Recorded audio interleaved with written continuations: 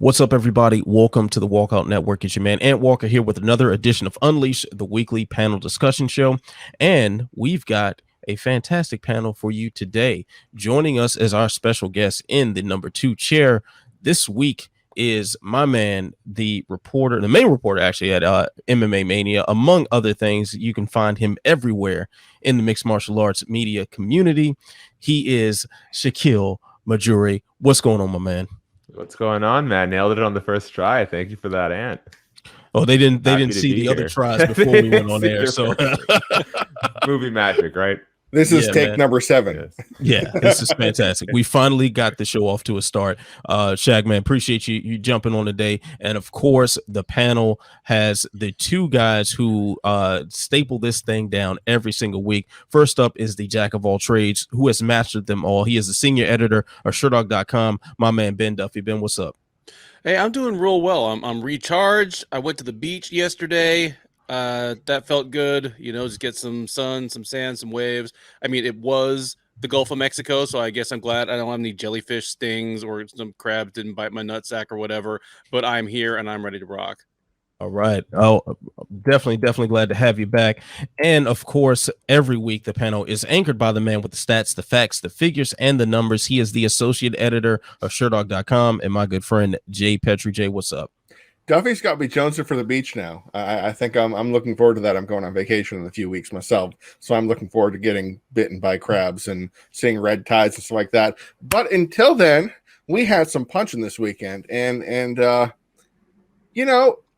I think it was a real good card. I felt good about myself. Like, and you and I talked last week about whether the Makhachev Moises card just objectively was a good card, and I think we can call this the Dillashaw-Sandhagen card. It was a good card. I think so.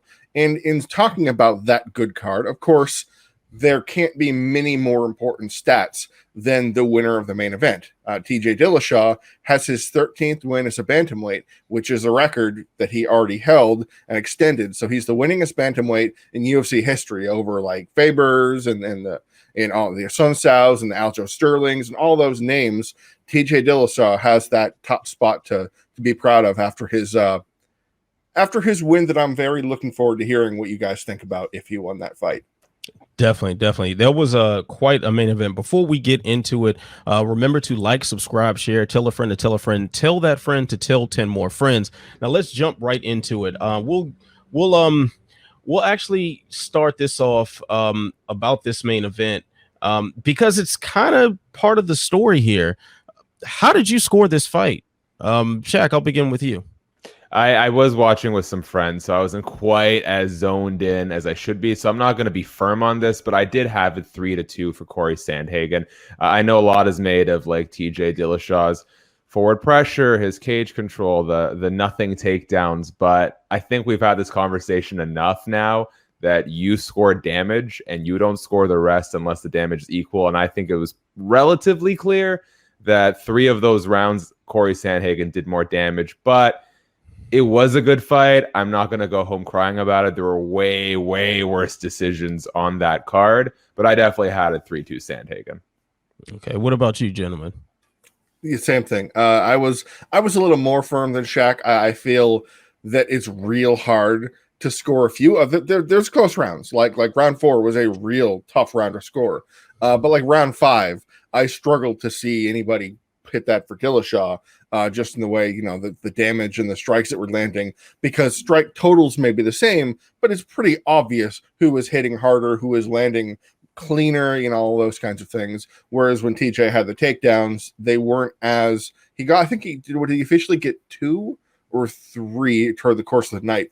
But the point more of that number than that is the fact that did anything really come from them? I don't recall a lot of really effective groundwork besides landing the takedown. So I was comfortable with 3-2 Sandhagen. But I guess if the first 2 were, I don't know. I struggle to say that this was, the score was right. It's weird. And Duffy, I want your thoughts on this too, because I think we were kind of bouncing this back and forth on Slack.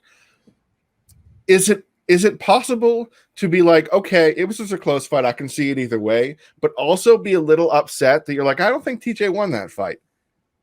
Oh, it's absolutely possible. The only reason I'm not up and screaming robbery about this fight, and I don't think it was a robbery, even though, like you and Shaq, I scored it 3-2 for Sandhagen, is that at least 3 of the rounds were pretty arguable and came down to what you value in a mixed martial arts contest that's not close to being finished on either side. Then it's, damage. And even if you say, okay, yeah, damage above all, like, were those leg kicks more damaging than that jab that was just in the face, busting up? Like, Dillashaw was wearing some visible damage there. And I mean, that obviously is going to sway both the official and unofficial judges, but he was landing hard leg kicks. At any rate, at least 3 of the rounds were arguable. And because of that, reasonable minds can differ on this. I like to go to MMA decisions as a barometer, of course, for these kind of things. And it was about 2-1 for Sandhagen over Dillashaw among media members who chose to weigh in. And that's about how it feels to me. This is not a fight that to me will go down as tainted by the decision. Yeah, I guess maybe to illustrate that point, Ben, I'm I guess the lone person on the panel who saw it for Dillashaw. But I'll qualify it by saying that, like Shaq, I wasn't completely dialed in as the fight was live. I was trying to watch my son at the same time, so you guys know how that goes. But from what I could tell, the momentum of the fight seemed to swing more in Dillashaw's favor. Like, Sandhagen would get something going, and then he would either make a strategic error, like those really ill-advised spinning attacks, or he'd kind of take his foot off the gas, and Dillashaw would take his back or something like that.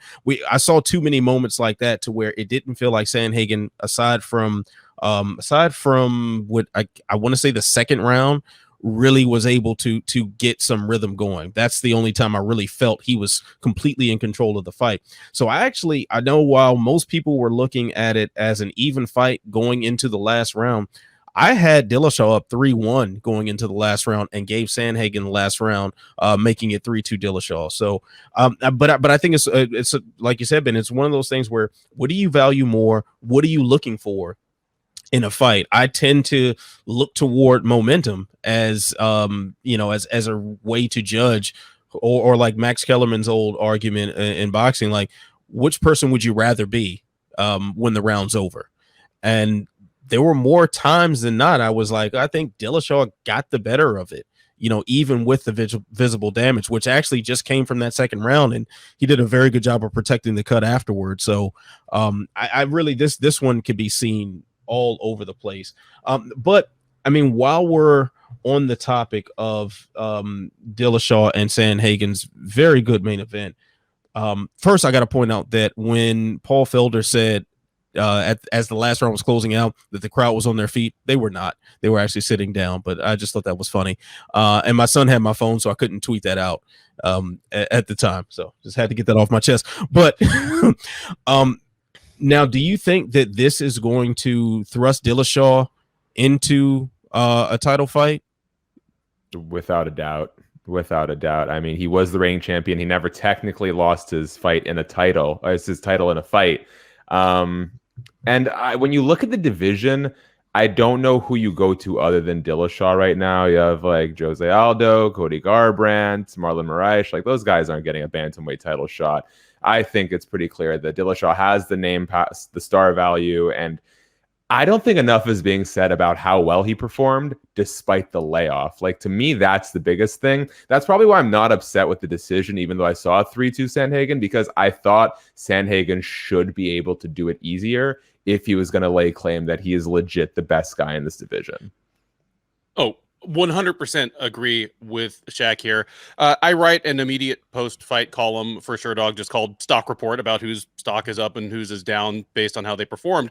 And in that main event, going into the 5th round, I was like, no matter who wins this fight or how it ends, like, TJ Dillashaw his stock is up just based on what we've seen in the first 4 rounds. Just to come back after 2.5 years and show that he can absolutely hang with a top 5 title contender, because Sandhagen certainly would have been in line for a title shot if he had won. That's a huge victory for TJ Dillashaw. All assuming those pesky drug tests continue to come back negative. I know he had like 5 last month and 4 this month or something. Like USADA just is like parked outside his house with binoculars looking through his windows and shit. Like, assuming he stays on the straight and narrow, this was a massive comeback. Even if you thought he should have lost this fight, he absolutely proved he belonged in there with a top 5 fighter. So yeah, they're gonna get him in for a title shot as soon as possible. Well, Ben, piggybacking off of your sentiments there, and Shak, yours too, about this being a big boosting moment for Dillashaw, regardless of who you saw the decision for. Jay, I want to pivot to you and ask you a simple question: do you think the stock of both men in the main event was raised as a result? I mean, Sandhagen, the winner on a lot of media scorecards and a lot of the scorecards of the fans. Dillashaw, the actual winner, and coming off of a long layoff and having an otherwise very good performance.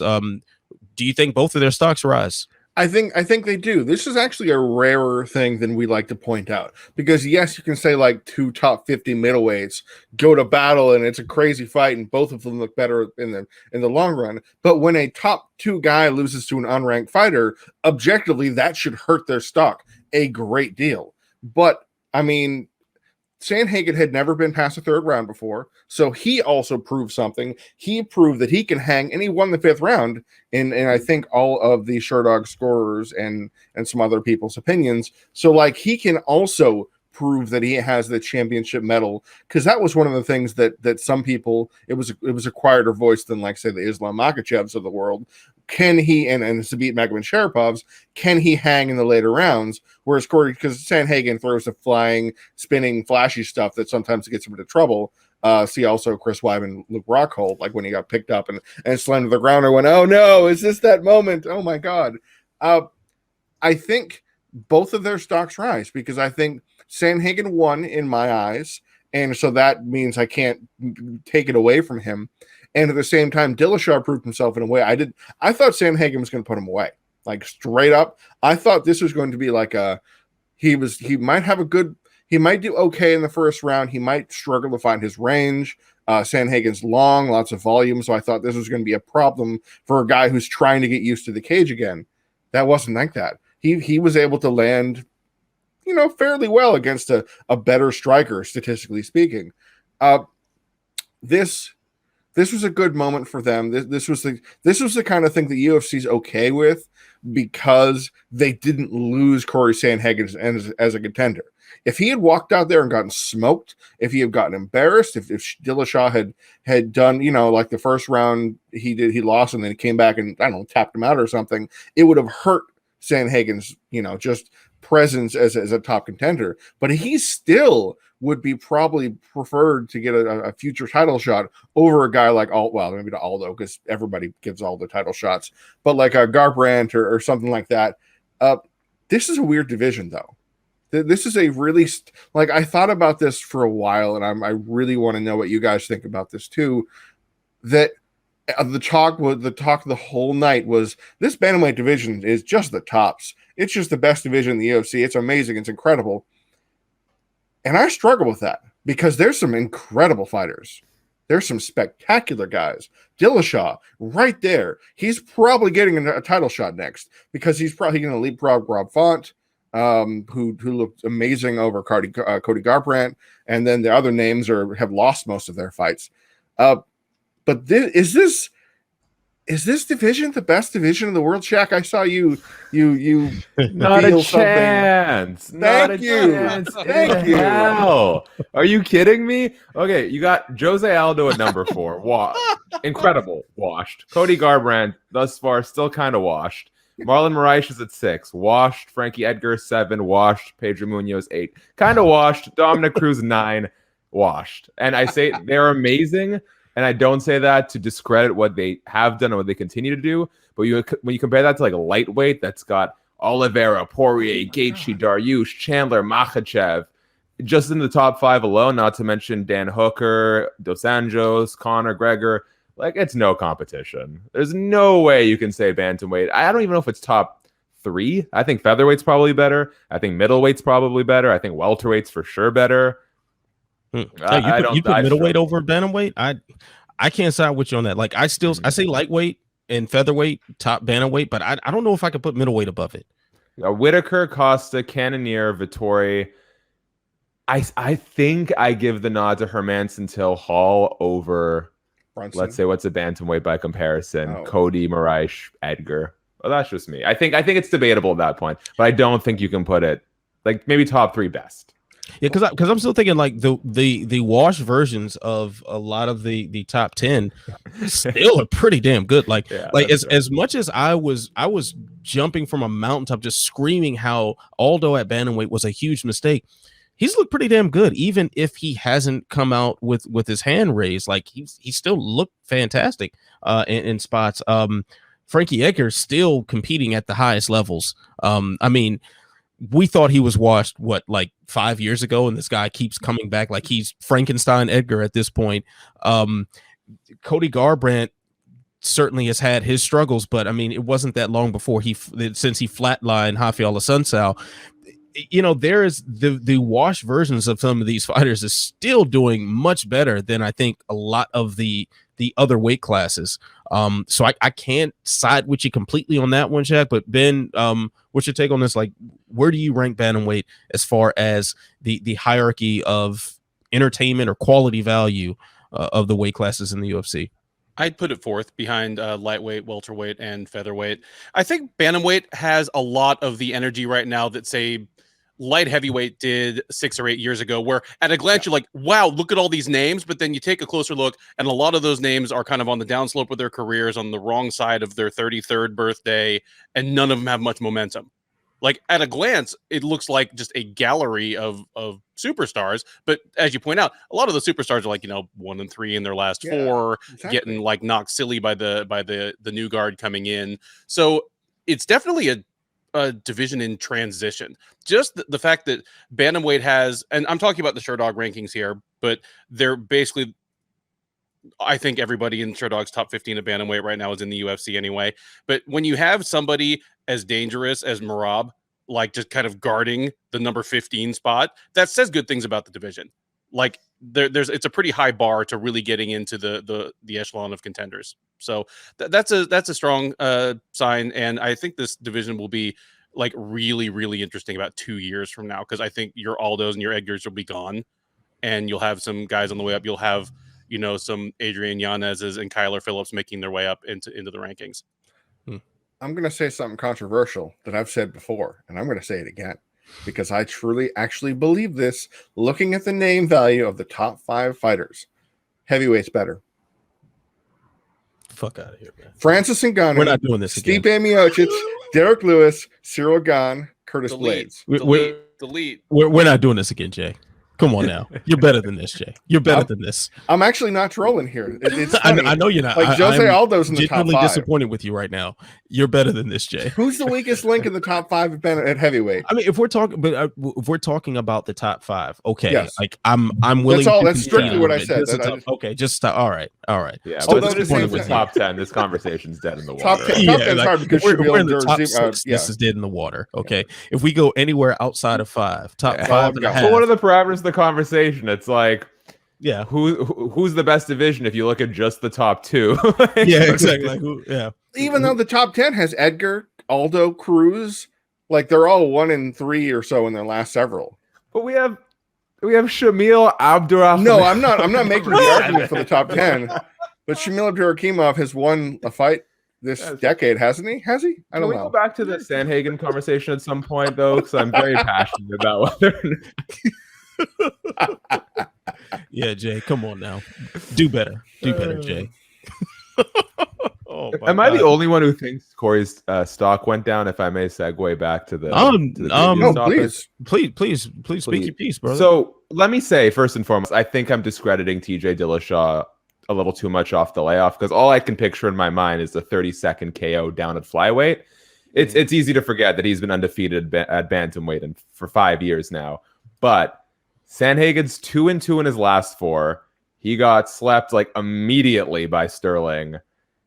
The guys he beat are Edgar and Moraes, who are on a really tough downswing right now. Sandhagen's style is such that, like, when he's on, he just looks sublime. Like, he looks next level, the future of the sport. But when I see the Sterling loss and I see this Dillashaw fight being so narrow, I have some questions about like what Sandhagen really needs to be unstoppable. There's some kind of gear missing. I'm not qualified to determine what that missing gear is, but I'm a little hesitant right now about what his like absolute upper level is. You know what, Shaq? I think you do raise a good point. I can't discredit Sandhagen, but so much for losses to TJ Dillashaw and Aljamain Sterling. Dillashaw, the champion who never lost his belt in the cage, in a very debatable fight. I mean, everyone but myself saw Sandhagen as the winner on this panel. And then Aljamain Sterling, the current champion, even if he got the belt by, controversial means, still the guy holding the belt right now. And Aljo did what Aljo does best in that exact moment. I can't be mad at Sandhagen for I worry that they were going like Alexander Gustafsson territory, like early Alex Gus. I'm talking the one who you thought was going to be the champ, and then for some reason could just never quite get it done. Well, the reason why he couldn't quite get it done is because he was up against two all-time greats in the weight class. Like, he just had bad timing as far as his existence at 205. And that I think history looks kindly on someone like that. To an extent, when you see, okay, your only losses in the division are to two guys who held the belt in recent memory, doesn't sound that bad. And even looking at but what I think is really harming him right now, and it harmed him in that Dillashaw fight, is the spectacular knockouts over Edgar and over Moraes. He seemed to be hunting for that moment.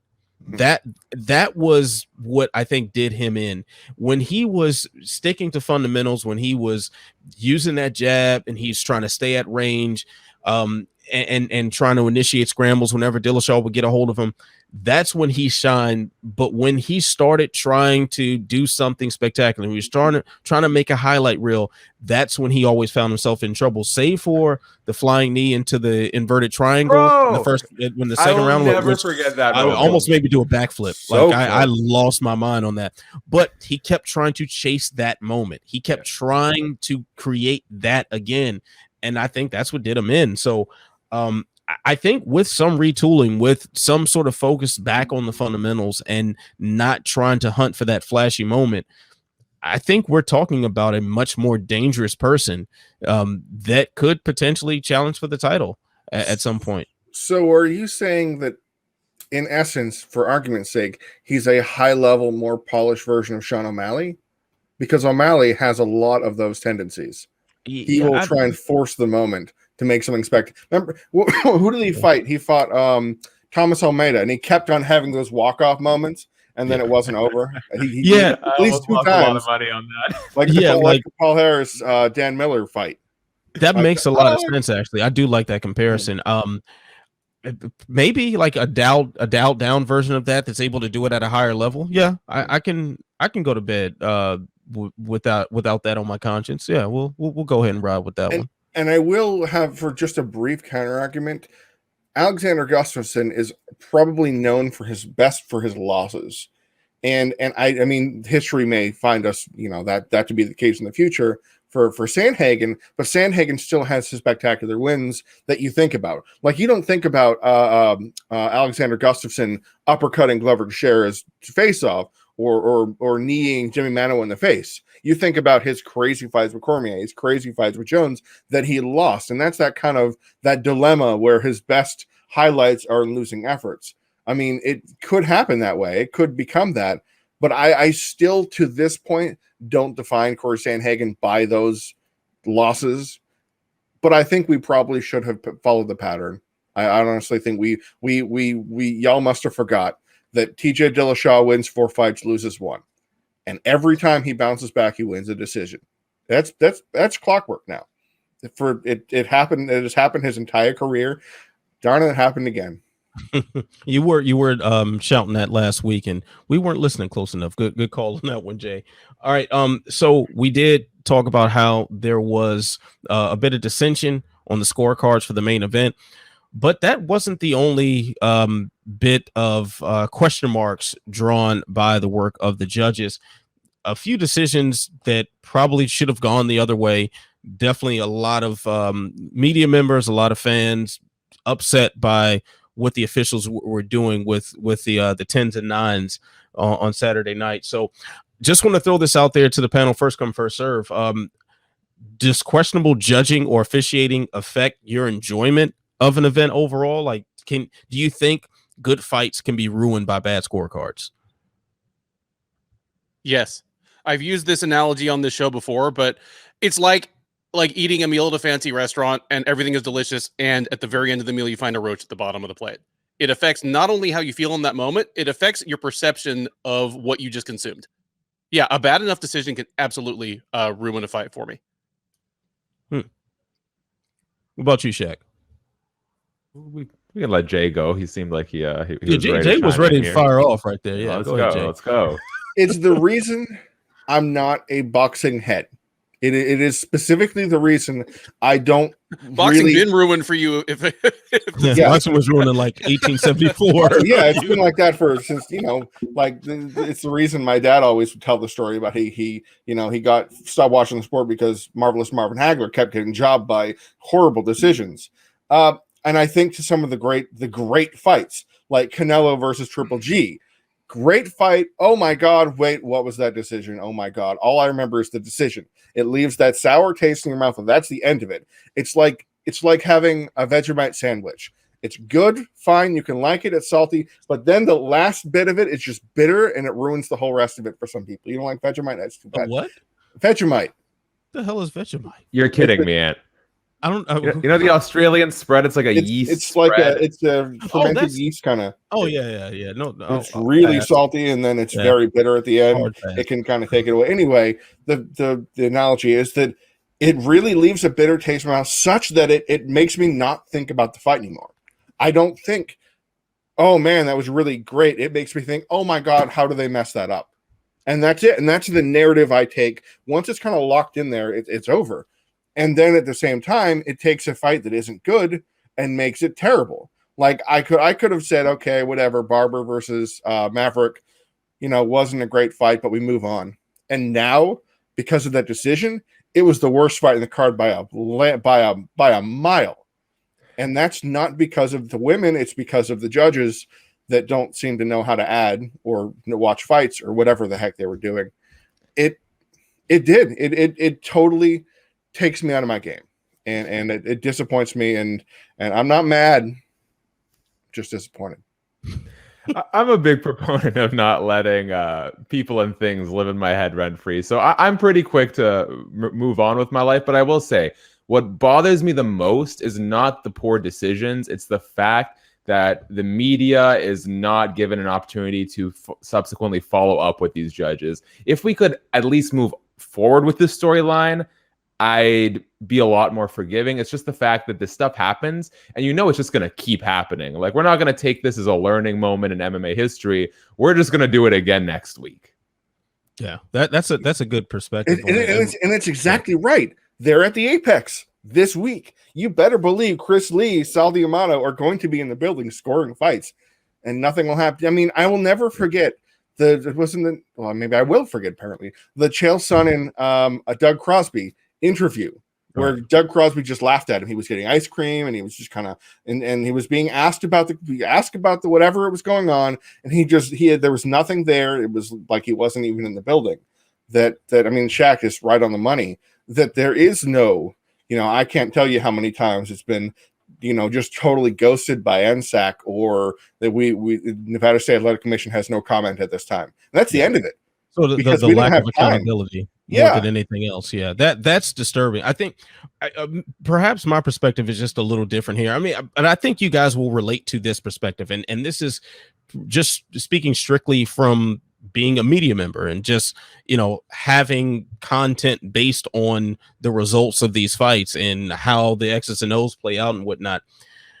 It doesn't ruin my enjoyment of the event or the enjoyment of the fight. Maybe because I like to revisit these conversations. I want to get with you guys and talk about it. And I think it creates a lot of interesting dialogue. That's the part that makes it not completely ruined for me. But I will say, as a fan, before I ever did any of this as a fan, like, the shit would piss me off. Like it would really piss me off. I can think back to how like livid I was watching Manny Pacquiao get robbed against Tim Bradley, or seeing Diego Sanchez somehow pull out a win against Ross Pearson. You're just like, what in the hell is going on? And that was like genuinely like troublesome to me. Like, what is going, like, this is crazy. But the lack of accountability, I think, is the worst part of it all. But as guys who draw a paycheck, or at least take a significant portion out of our days to analyze the fights, to talk to fighters, to break down all the action, I think it creates opportunities for conversation and a deeper understanding of the sport, whether it be from a regulatory standpoint, a strategic standpoint, or fan perception, or whatever the case may be. It's a learning experience for all of us, and I do look forward to that part after the discussions. Like I was ready to talk about this event like right after it was over with. Had I been home and I was out somewhere watching it, if I had been, I was at a friend's house, and had I been at home in front of my computer with my mic and camera, I've been like, hey guys, let's rock one real quick right now, because this is too much fun to leave that discussion on the table for the next few days. So all right, guys.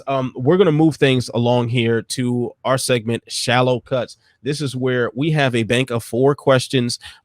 Each person on the panel will get to ask one of those questions, but the X factor is you never know what question you're gonna ask. You never know who's going to pick said questions. I think, because I've been wanting this guy on the show for so long, I think I'm gonna hand him the keys to the car here. Shak, I want you to assign the task. Who has what question? The floor is yours, my man. Okay, well, there's one I don't want to answer because it's obvious. And because this is my first time interacting with both Ben and Jay, I guess I'll give Ant the easy one. Maycee Barber meet Miranda Maverick. True or false? I think we all know the answer there.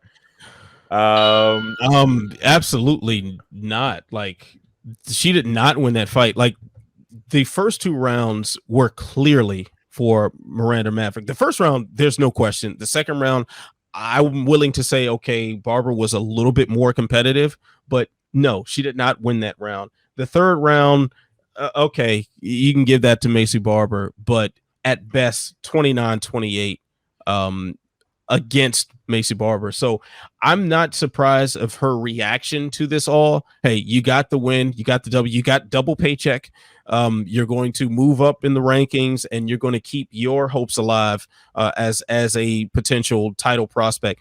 So yeah, take that win and run with it. I mean, I think we're going to look back on this like we look back on the Khabib and Gleison Tebow fight, if she does achieve championship status. So she didn't win. I don't give a damn what anybody says. Judges were really smoking some crack on that one. I have a hunch that's going to be the worst decision of 2021.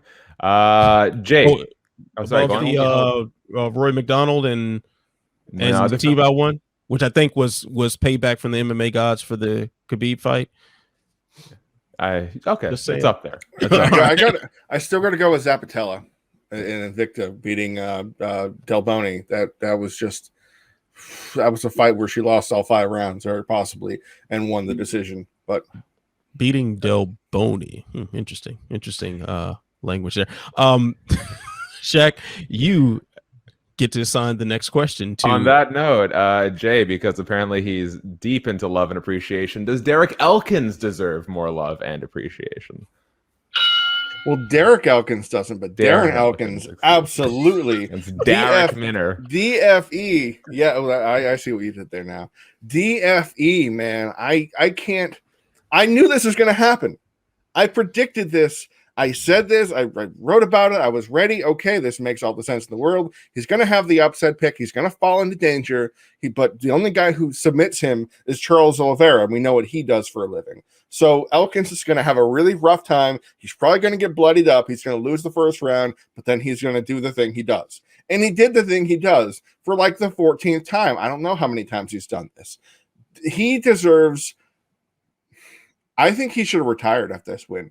I was concerned about the post-fight speech he gave. He didn't sound good. He sounded like a lot of CTE in there, but he deserves all the love that we need to give him while we still have him. We should be thankful that we're living in Darren Elkins' world. Okay. Oh, beautiful, beautiful clock management there. Excellent work, Jay. Stopwatch. No stopwatch here. Benjamin, are you ready? Yes, sir. I'm ready. All right. Is Nassourdine Imavov a future top 15 talent, or has Ian Heinisch, careful, he's a convicted felon, slipped that far? Oh man, UFC will be talking about Ian Heinisch on the broadcast like he is Kaiser Soze, don't they? Like he was just like the mastermind. He was, the Intermountain West biggest, cocaine kingpin. It's a little of column A, little of column B. I really do think that Nassourdine Imavov has a top 15, if not top 10 ceiling at middleweight.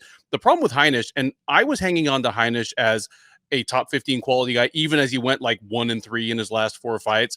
But the problem has been laid bare at this point because he has a grindy wrestler approach. And in 2 fights in a row now, it has caused him to get tired before his opponent.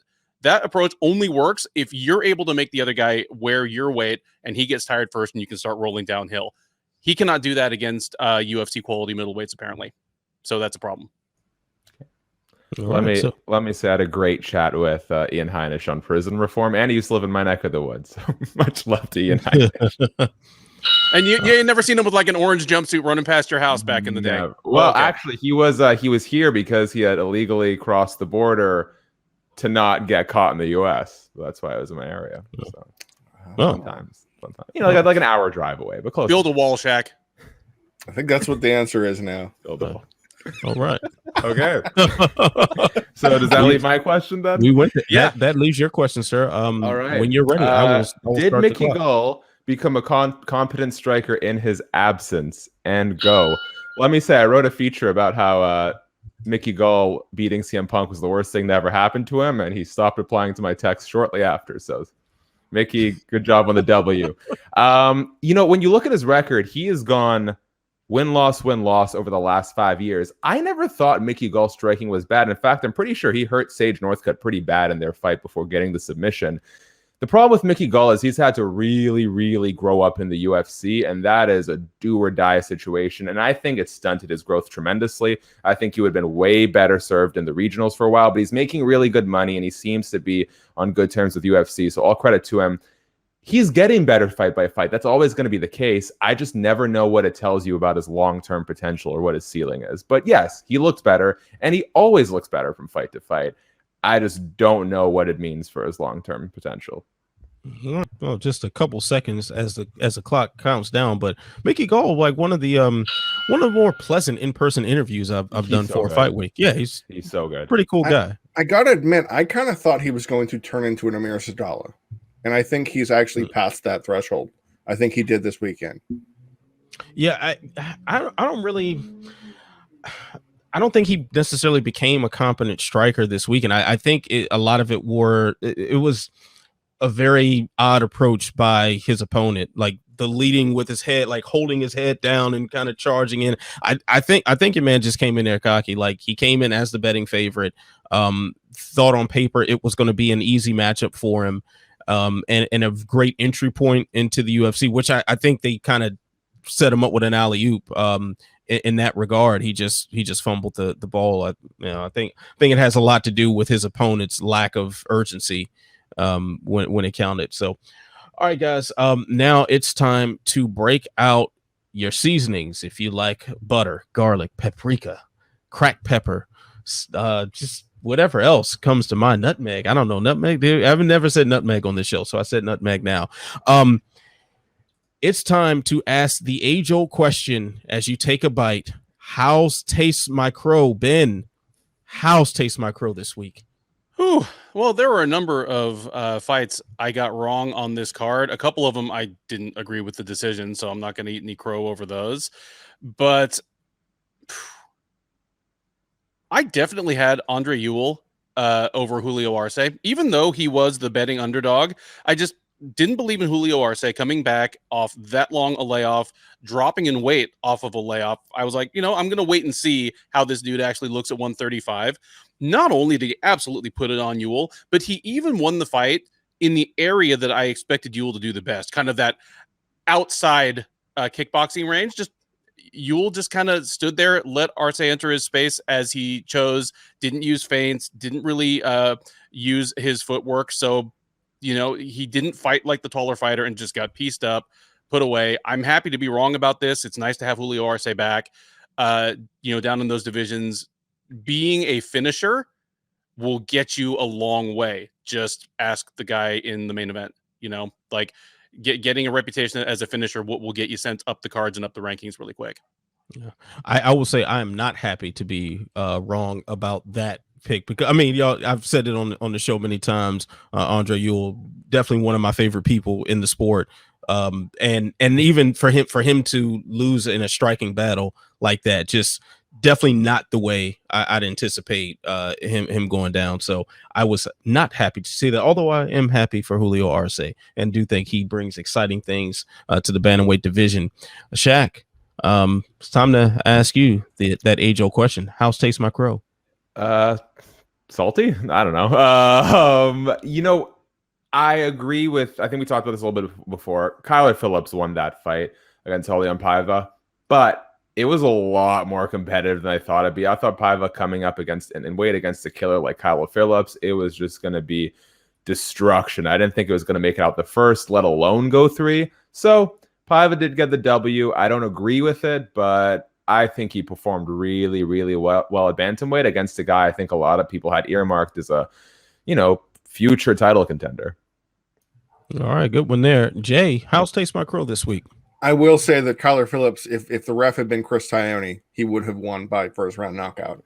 About 3 different times. Yeah, multiple times during the comeback makes it even more impressive. The fact he was able to recover that way across the second and third rounds. And I'm good with that kind of, there were a couple stoppages. I think the Andre Ewell stoppage, that was a standing TKO. And I'm like, I don't know if I love that one. But, what are you going to do? My cup runneth over. I got annihilated on these picks this week. But to be fair, the betting, I think there was like 7 or 8 upsets throughout the night. So it wasn't a good night for picks for anybody.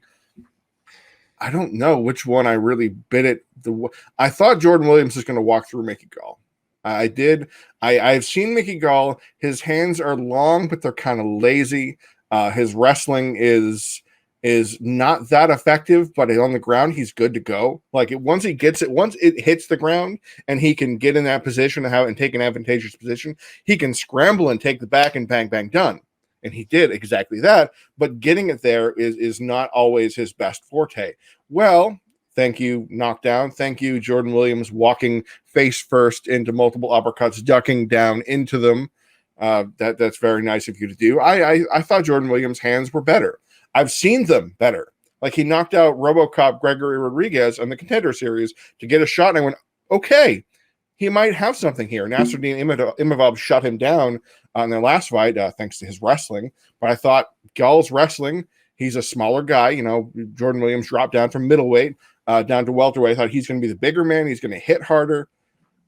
And then not any of that happened. So I'm chewing on that. Hey, Mickey Crow. It's not so fine. Doesn't blow my mind. Well, this week, my crow it wasn't going to taste good either way. So it doesn't really matter what I put on it. It's just more to mask how disgusting the crow actually is. That comes courtesy of the hijinks in Tampa, Florida, BKFC 19. Blueface defeating Trujillo. Of course, this was going to be a garbage fight. Blueface, not a fighter. He's a rapper. Trujillo, not a fighter. He's a TikToker. But when I read on, I think it was MMA Fighting had some story about this, and Trujillo apparently has never been in a fight period, ever as a kid or nothing like that, and he just agreed to take this fight a month ago, and he just started putting on boxing gloves and hitting stuff. I expected Blueface, who is an actual LA Crip. I'm sure he's been in his fair share of street fights, and I think you can go on YouTube and see him in street fights and shootouts or whatever else the case may be.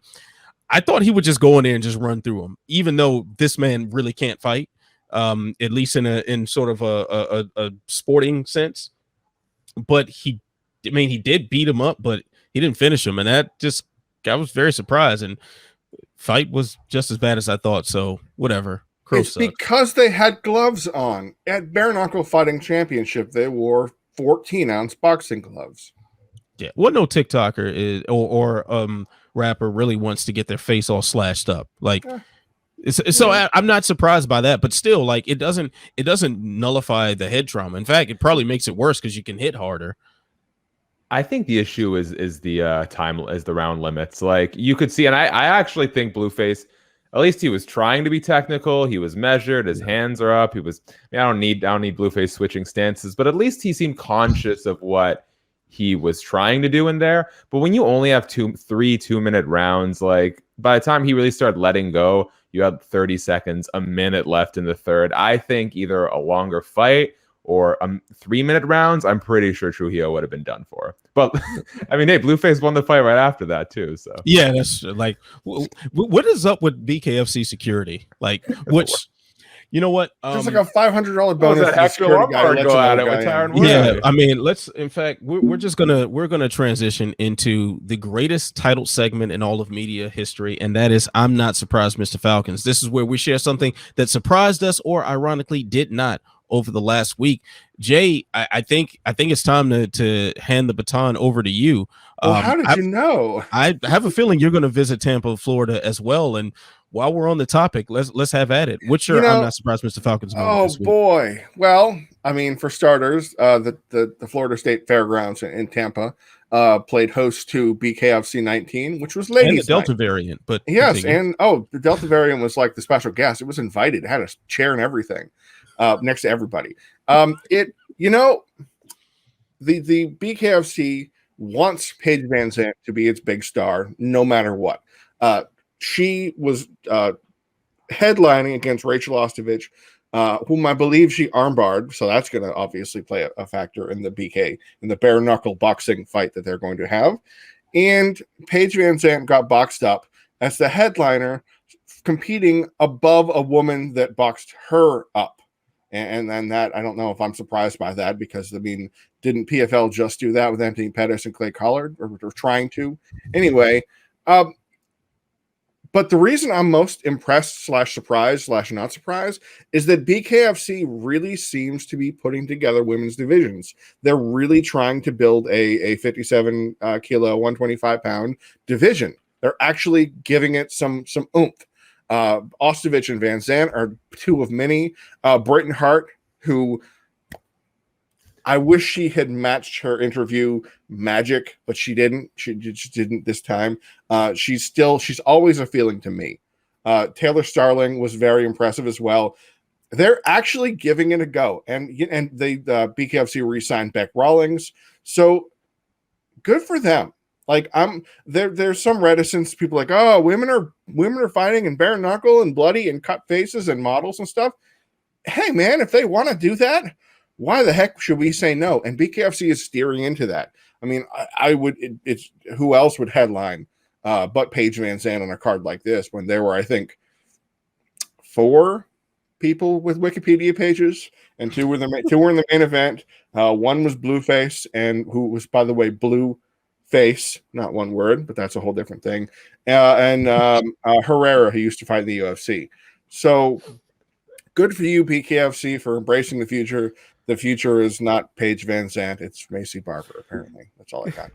Can I just say, I thought it was so funny that, around after, in between the rounds for Blueface Trujillo, they're just playing Blueface's music over. What a dig to Trujillo! It was just that was hilarious. Like, the trio probably wish he had a song to play, so I'm giving him a little hype. I just wish, I'm going to be a hater right now. I wish that part wasn't on. I wish that whole chunk wasn't on the show. FouseyTube was terrible. The whole thing ruined the show. The whole thing. Evil Hero or whoever the hell that guy is. I've never heard of it. I don't TikTok or anything. To have 3 back to back gloved fights on BKFC event. What are you doing here? Yeah, they probably should have mixed them up throughout. You're ruining the integrity of the sport. But I mean, we're talking integrity for BKFC. Like, come on now, those two words do not belong together. I mean, and shout out to the garbage that is the BKFC or the Florida Fairgrounds security. I don't know who's responsible, but one fan going into the ring to get pieced up by Blueface after he won his fight, and then the standoff between whatever you want to call the Hector Lombard and Tyron Woodley thing, and security just watching like, oh, okay, this is about to go down. And Dave filming, jumping in the middle of both potential confrontations. Just hilarious stuff. Dave Integrity Feldman does probably not belong offered them there. contracts in those scuffles. Dude, that whole Lombard was trying to get his next fight lined up. He did. I heard we're gonna do this. Yeah, we're gonna do this. And we're gonna do this in here. And then called it for Feldman. If you got to be a special kind of fool if you think Tyron Woodley is going to sacrifice the bag that he's got coming up with Jake Paul, so he can go ahead and fist fight Hector Lombard in the crowd at BKFC, or sign a BKFC contract like right now. No, he's got bigger fish to fry at the moment. So that's hilarious. Shak, please share with us your I'm not surprised Mr. Falcons moment this week. It's a small one, but I was shocked that Chris Lee was on the right side of the Miranda Maverick Maycee Barber fight. Let me tell you how bad of a judge Chris Lee is. And remember, this is the guy who gave Paul Felder the nod over half out Dos Anjos. He is such a bad judge that before this show went on the air, we thought he judged the Gleison Tebow Rory McDonald fight, and he did not. He was nowhere near that thing, and I was still convinced that he's the reason they screwed that up. The spirit animal of Adelaide Bird. It's like all right, Ben, share with us your I'm not surprised Mr. Falcons moment this week. Well, mine will come out of my local backyard promotion here, a little show called Fury Fighting Championships, parentheses, Texas. I saw Juan Adams, recently of the UFC, plying his trade in the Fury cage. Adams, heavyweight, departed the UFC last year on the back of 3 straight losses. And I saw his comeback fight about a month and a half, or I guess it's 2 months ago at this point, at Fury. He showed up weighing 276 pounds, and I was told that he had to cut to 276. Fought a friend of mine and got a TKO in the first round that was due to punches, but right after making my guy blow his knee out. So I'm none too pleased with the overweight Juan Adams, was I. But more importantly, I said, okay, if Adams' comeback fight, I'm going to get back to the UFC, because this was when Dana White's looking for a fight, stuck around in town after UFC 262, 4, whichever the one was here in Houston. They stuck around and went to Fury the next day. Like, if this is the level of motivation that he can get up for this, I already know how this movie ends. So it was shocking to see him yesterday destroy Eric Lunsford, a 5-2 regional guy. But the way he did it gave me hope that we might actually see a Juan Adams back in the UFC and beating some people, because he went straight to his wrestling, didn't mess around. He finished the thing with a rear naked choke in about 3 minutes, but there were 3 or 4 mat returns that consisted of him hoisting a 262-pound man and just tossing him around like the second coming of Alexander Karelin. And that is what Juan Adams needs to do if he wants to get back in the UFC and compete at the UFC level. It's going to sound demeaning that I use this term, and I don't mean it this way at all, because I love Juan Adams. He's a great dude. He's always been unfailingly nice to me. He's a cool kind of voice and personality to have in the sport, but he needs to embrace being store brand Curtis Blades. And that's what he absolutely did on Sunday. And if he keeps doing that and he keeps making 265, I have hope for the guy. He left the UFC on a couple of tough losses, but he's still just 29 years old. He is still a nimble and athletic guy. I mean, this is a guy that I remember seeing winning an LFA and doing a handstand walk around the cage afterwards as a 6'5", 270-pound guy. All the potential in the world. Good to see him maybe on track to fulfilling it once again.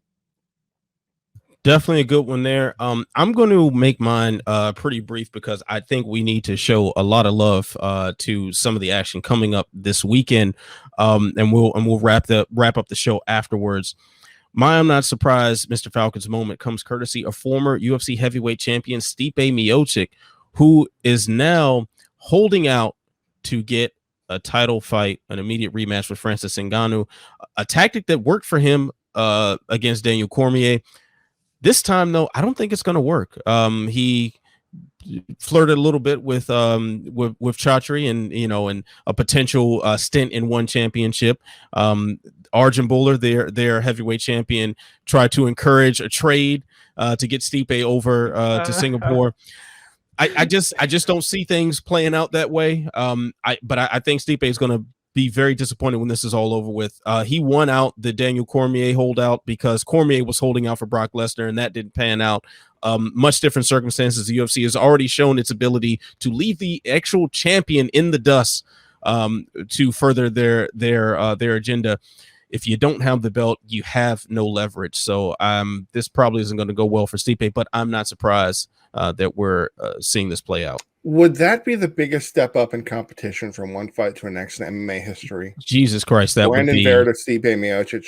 That would be a mass. That's one of those things where you want it until you get it. Like, no, thank you. Good night.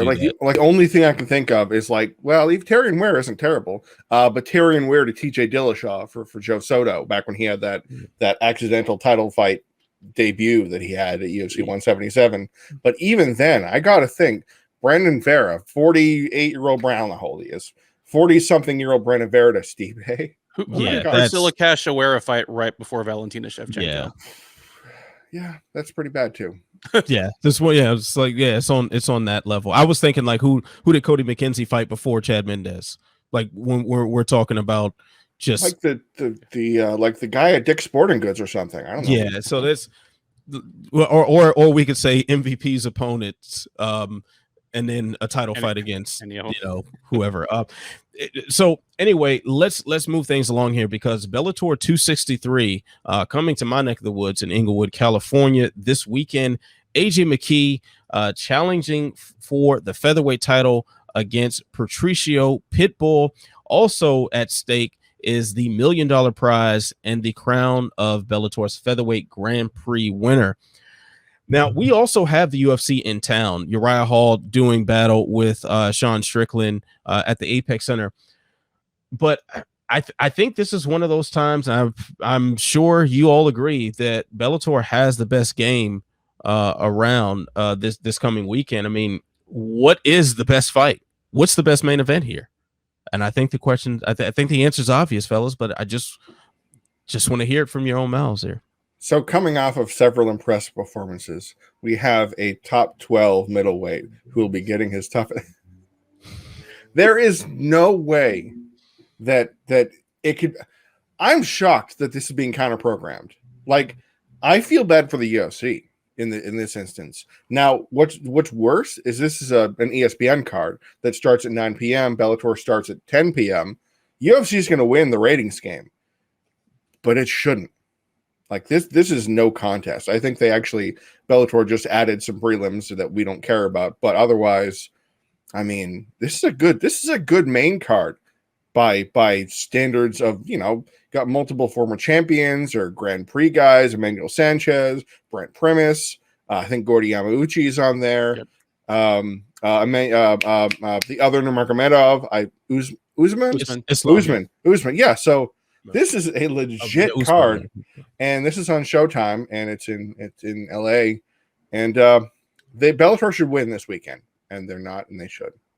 Am I going out on a limb saying that I think they're doing a big disservice to Uriah Hall this whole weekend? Like the Sean Strickland matchup first, and the fact that this is counter programming clearly the best fight of the weekend, in my opinion. Actually, I'm sure I said this on the show before.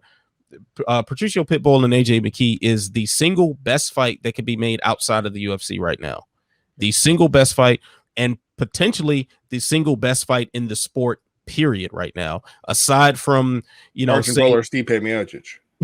obviously, or like Usman going up to middleweight or something like that. Like, you have to start taking people out of their weight classes, I think, to top the fight that Bellator is headlining with this weekend. Like, Uriah Hall, I think, deserves better. This is a guy who, after smoking Anderson Silva, a legend, Dana White immediately took to the podium to discredit him in an effort to downplay Anderson Silva's marketability after leaving the UFC and finishing out his contract. And now they're kind of burying Uriah Hall, under a heap of true high level greatness that we expect to see from Bellator. Like, does anyone else feel that the biggest victim in all of this is Uriah Hall?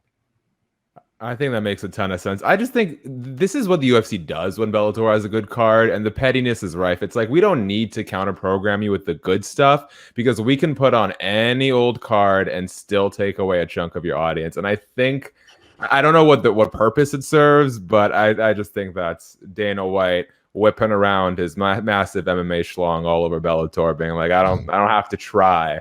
He's still not going to do great. But why do this to Uriah Hall? Poor guy at this point deserves so much better. Well, the UFC hates Uriah Hall so much since his run on Tough, because they ran him as the guy, as the ultimate guy, the killing machine, the monster, the terrifying force of nature. And then he gets out there and loses the worst split decision at an event I was at in Boston to John Howard after losing to Kelvin Gastelum. They hate him with the passion of 1,000 suns. To give him Anderson Silva, which ends that way, and then give him Chris Weidman, which ends that way, and then dump him on this card. Duffy, do they hate Uriah Hall? How much do they hate Uriah Hall? They definitely are not fond of Uriah Hall, or even if they feel neutrally about him, they don't trust Uriah Hall enough to build things around. Ultimately, they're only screwing Uriah Hall here if Hall goes out and destroys Strickland. If Hall lays one of his periodic eggs, they've done him a favor by maybe not as many people being there to see it. I love Uriah Hall when he's on, but I mean, we started off this show talking about the type of fighters who can beat anyone and look spectacular at any time, but can also just completely miss the 2-foot putt. Uriah Hall is almost the prototype of it. Yeah. I'm floored. I'm floored by this, but let's talk about Bellator 263. Just our predictions of how this fight goes down, because I'm still undecided right now. I still have no idea.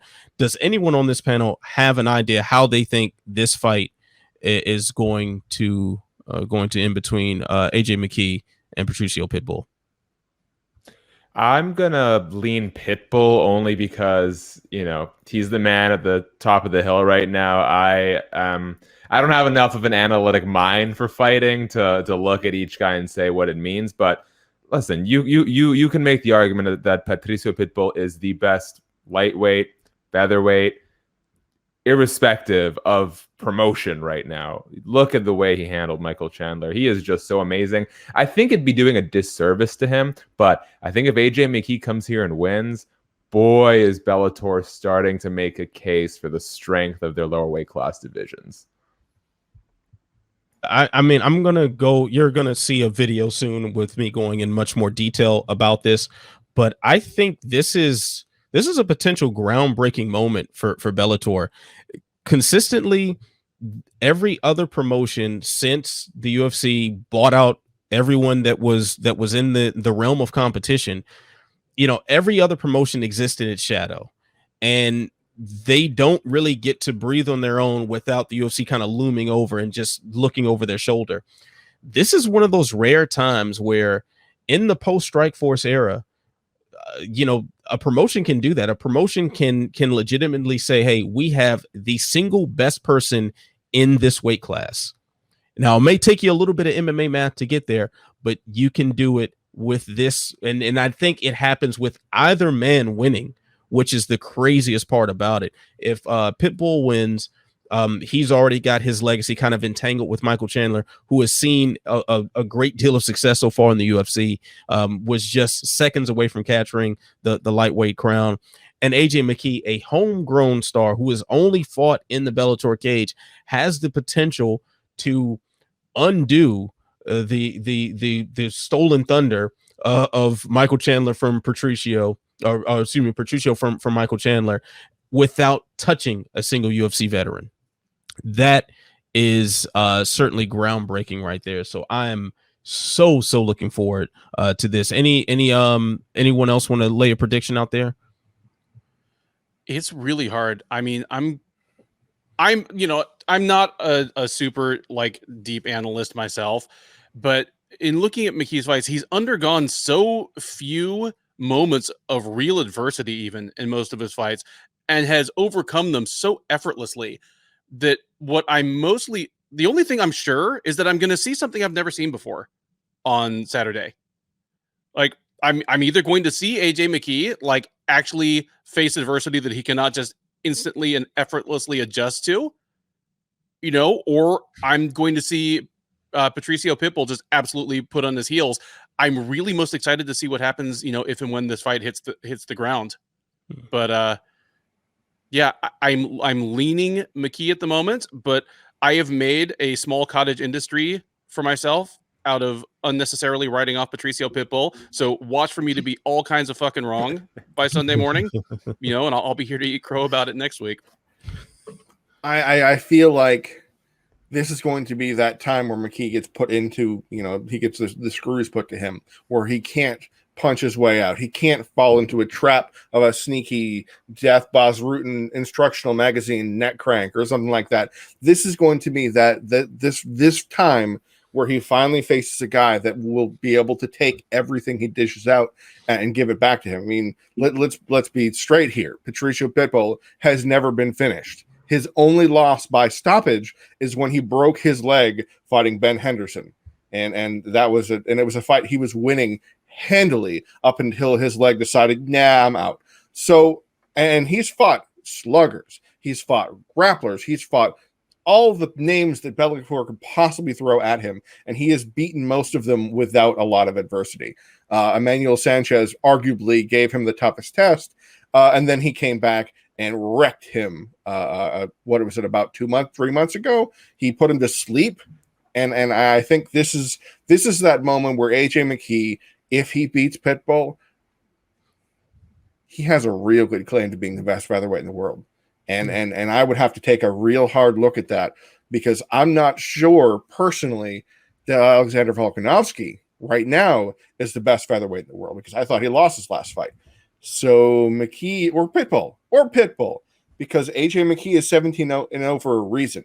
Now he's only been really tested his last 5 fights or so, but there's no one else that can give him a test like Pitbull. I'm going Pitbull right now. I just see it's going to be that kind of moment, the breaking of all that pressure and going, oh crap, I hit him with everything I can, and I hit him so hard my hands hurt. What do I do? So I think that's how it's going to go. I'm slightly leaning McKee simply because the man has an aura around him.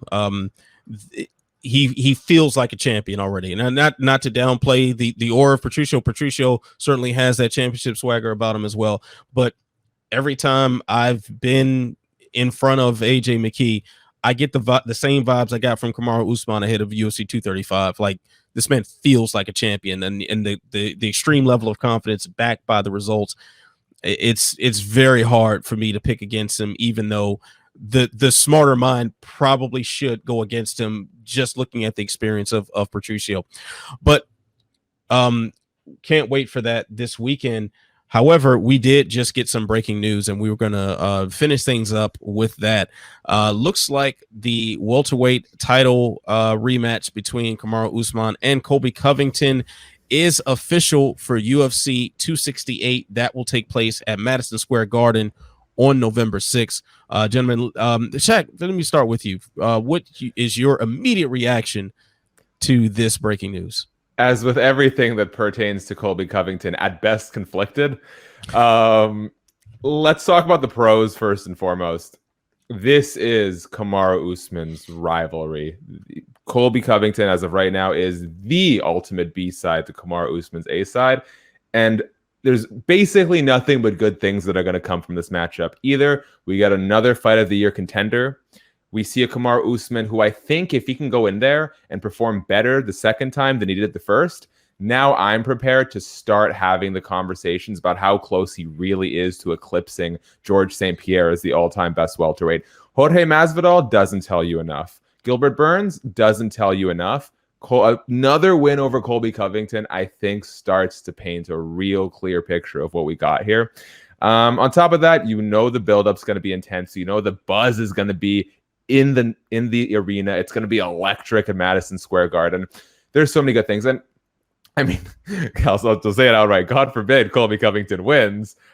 We have a rematch, and it just continues this really, really intense, important storyline we have going in MMA. I'm interested to see what Colby does in the build-up now that, to a major degree, the Trump narrative, the MAGA hat wearing stuff is nowhere near as powerful as it was a year ago, 2 years ago, 3 years ago.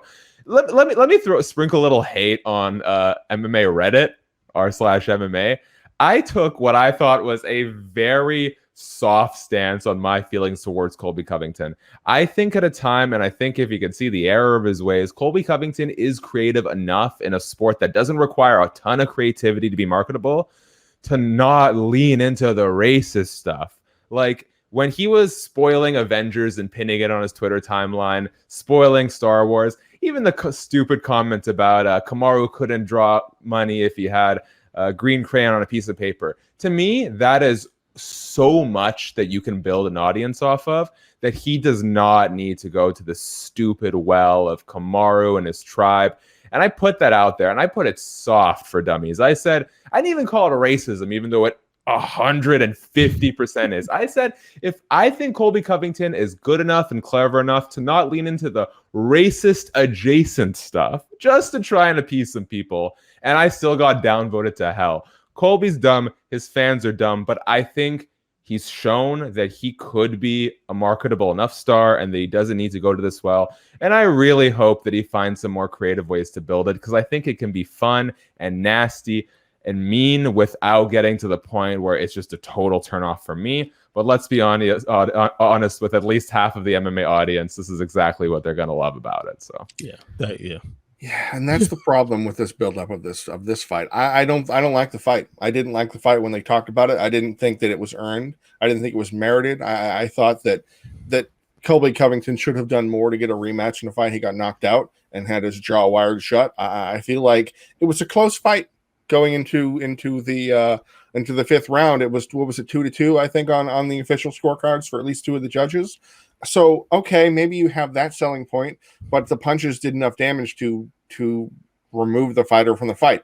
TKO him. This wasn't a controversial bad stoppage. This is there was no nonsense, no drama about it. Didn't he get at least, was it one or two knockdowns? This was not the, oh man, you need to run this back immediately. And one win over Tyron Woodley, who is now going to box a YouTube, a Vine, TikTok. I don't even know what the dude does. I really don't.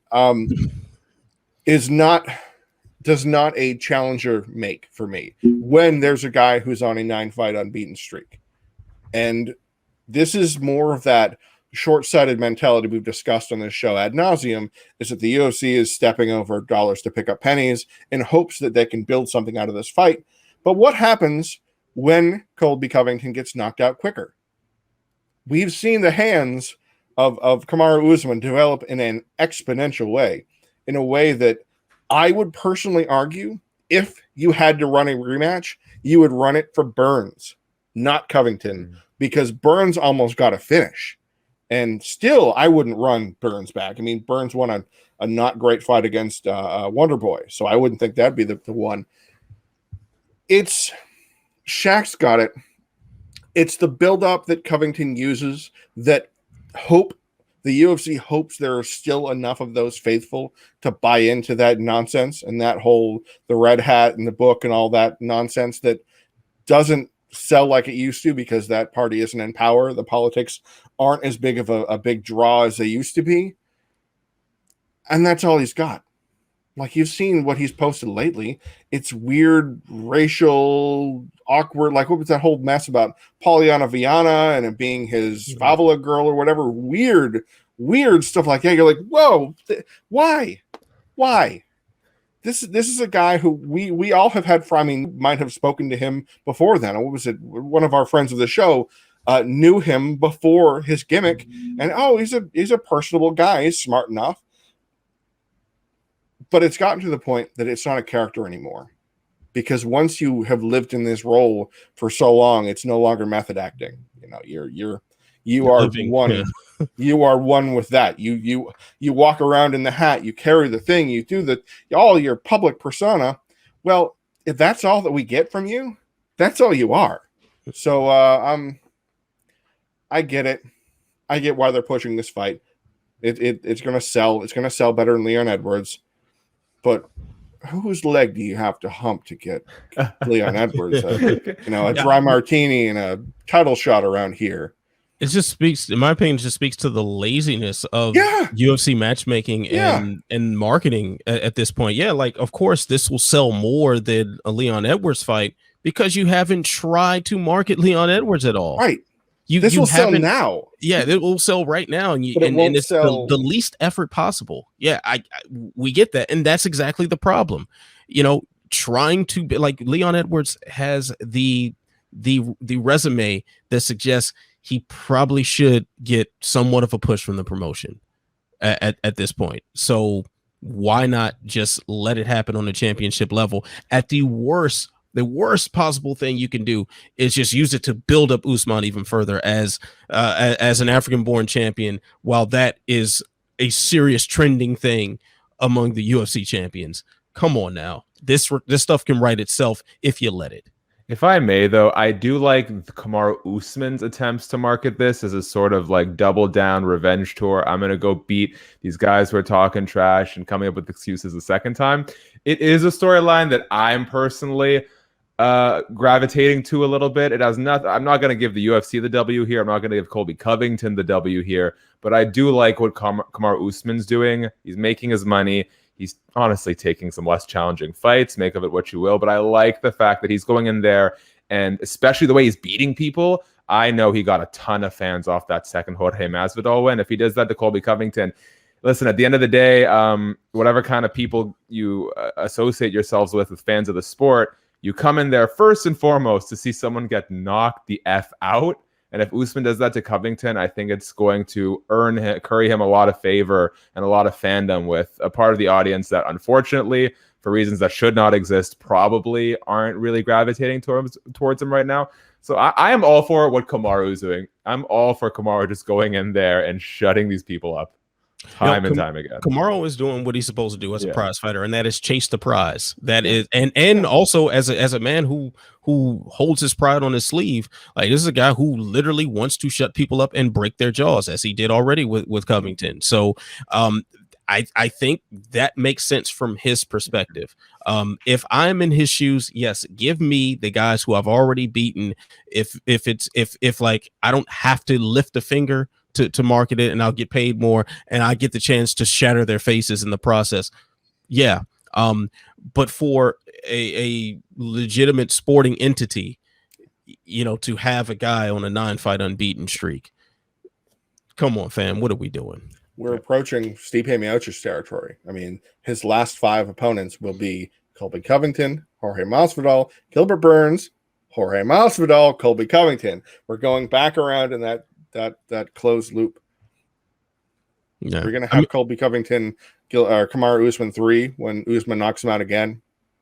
Hey, and if you're Colby Covington right now, you should be sending an edible arrangement to Wonder Boy and Gilbert Burns, because the fight determined, with like sealed, that Covington was going to get this opportunity. Ben, we'll let things outro after you speak your piece on this matchup, if you have anything to add. I don't really have much to add. I don't agree with it competitively. I understand it, even if I don't like it in a business and promotional sense. And the one bright spot, and that might make the UFC look smart out of this, is Covington still is good enough that he might be the second best welterweight in the world. If he loses badly, and certainly if he loses badly in a way that puts him on the shelf for a long time again, that does at least get him completely out of the picture, so he's not knocking out other rising contenders for at least a year or so. So I mean, that might work out in the UFC's favor, but that's about it. I say put if that happens, and throw him in there with Masvidal and just finally get that out the way. Maybe make that a season of tough, and we'll just put that rivalry to bed as well. All right, so that's going to do it for this edition of Unleashed. Big thanks to the man Shak for jumping in and sharing his thoughts on the panel. Can't wait to have you back on, my man. And of course, Ben and Jay every week doing the damn thing. Happy to talk to these brothers every single week about the sport that we love to hate and hate to love. All right, so you can find them on sherdog.com. Shak, you can find him on MMA Mania. You can catch my work on The Body Lock and MMA On Point. Remember to like, subscribe, share, tell a friend to tell a friend, tell that friend to tell 10 more friends. So in the meantime, stay beautiful, stay positive. Don't confront people about dirty macking on side chicks, and stay sexy. I'll see you when I see you. Peace.